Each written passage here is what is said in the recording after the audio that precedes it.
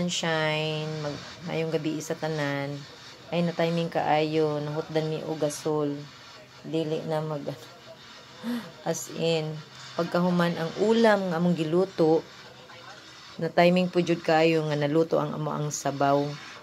Magprito pa unta mi og bulad, pero di na kaya, as in, niaop na jud siya. Kani ang amo ang sabaw nga giluto, timing jud kaayo nga nalata ang kalabasa ug ang uban pa ug ang dahon.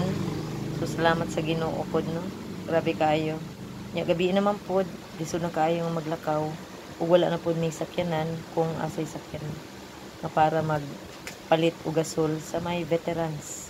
So therefore ugma na lang pod, ug ang among bulad ugma na lang pod lutoon.